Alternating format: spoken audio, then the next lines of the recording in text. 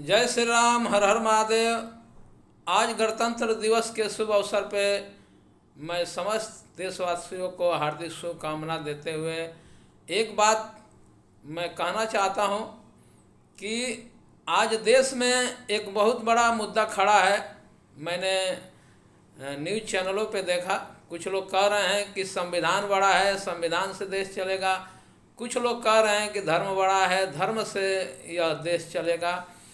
लेकिन जो मूल तथ्य है, जो मूल विषय है, जिसको समझना है, क्योंकि बाबा साहब आम्बेडकर ने संविधान लिखते हुए और इसको पारित करते हुए उन्होंने स्पष्ट लिखा है कि यह संविधान की जो तीन व्यवस्था है, जिसको न्यायपालिका, कार्यपालिका और व्यवस्थापिका कहा जाता है, कहते हैं कि इसका जो जनता जनार्दन, जो जिनको मैं वोट का अधिकार देता हूँ, मैं सबको वोट का अधिकार देता हूँ। समानता, मैंने जो सामाजिक एक मैंने लड़ाई जीती है, जो राजनीति की लड़ाई है, मैं सबको एक समान वोट का अधिकार देता हूँ संविधान में।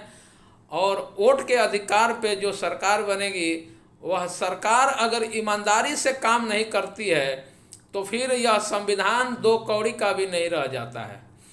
इसलिए संविधान भी खड़ा कहाँ है, तो ईमानदारी पे संविधान भी खड़ा है।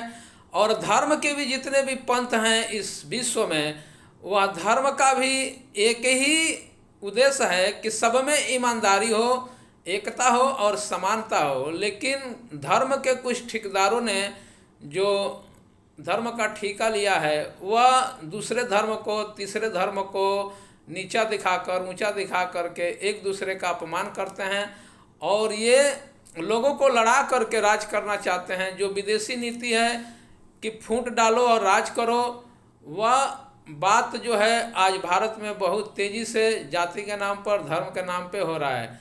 राजनीति में केवल धर्मवाद, क्षेत्रवाद और जातिवाद और कुल मिला के उद्योगपति लोग हैं, वह वोट को खरीद करके, नोटवाद भी बहुत तेज़ी से इस समय जो राजनीति है, जो नोट देकर वोट खरीदा जाता है, तो नोट लेकर वोट देना भी महाअपराध है, महापाप है, और नोट देकर वोट खरीदना भी महापाप और अपराध है। और ये खुल्लम खुल्ला हो रहा है, इसमें ये बातें छुपी नहीं हैं। इसलिए चाहे वह संविधान हो या वह धर्म हो, अगर ईमानदारी नहीं आई, एकता और समानता नहीं आया, तो यह देश न तो अखंड बन पाएगा, न तो एक बन पाएगा। और जहाँ एकता नहीं है, वहाँ बल की हानि होता है, वहाँ शिक्षा, स्वास्थ्य सबकी दुरुपयोग होता है। इसलिए ईमानदारी से हर कोई जब काम करेगा, और ईमानदारी तभी आएगी जब सत्य को लोग जानेंगे। इसलिए सत्य को जानने का प्रयास कीजिए, अपने में ईमानदारी लाइए और अपना कर्म और कर्तव्य ईमानदारी पूर्वक कीजिए। इसी से परिवार, राज्य और राष्ट्र तीनों सलामत रहेगा। इसी के साथ ओम तत्सत।